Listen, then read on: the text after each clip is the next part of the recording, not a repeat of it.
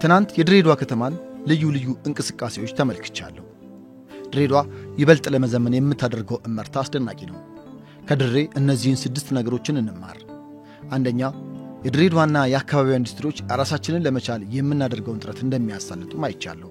የራስን ጥሬ ዕቃ አውጥቶ ኢንዱስትሪን ማልማት መለመድ አለበት።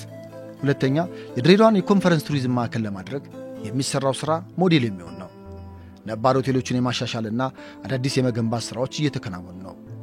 የድሬዳዋ የኮንፈረንስ ማዕከል ሲጠናቀቅ የታላላቅ ስብሰባዎች ያለብንን የስብሰባ ማዕከል እጥረት የሚያቃልል ነው።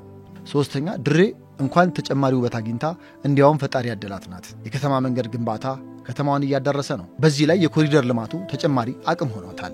የእግረኛ መንገዶችና የመዝናኛ ቦታዎች እየተገነቡላት ነው።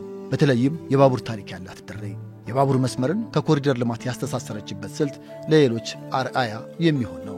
አራተኛ፣ ባቡሩን በቀድሞ መንገድ እስከ ደወሌ እንዲሰራ አድርገውታል። ሀብትን አውቆና አልምቶ ለሕዝብ ጥቅም ማዋል እንደዚህ ነው።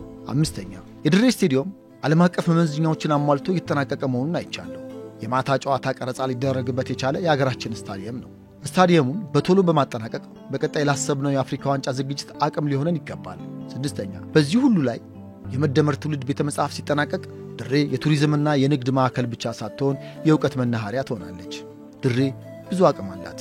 አመራሩና ሕዝቡ ተባብረው አቅሞቿን ማውጣትና ጸጋዎቿን መግለጥ አለባቸው። የተጀመሩትን በፍጥነት አሟልቶ ማጠናቀቅ ይገባል። ነገሮች አንድ ብቻ መሆን የለባቸው። እስከ ድሬ የገጠር ቀበሌዎች ድረስ መስፋፋትና መዳረስ አለባቸው። ጀምረናል፣ ግን ገና ብዙ ይቀረናል። ወገባችንን ጠበቅ፣ ሀብታችንን ሰብሰብ አድርገን ተግተን እንስራ።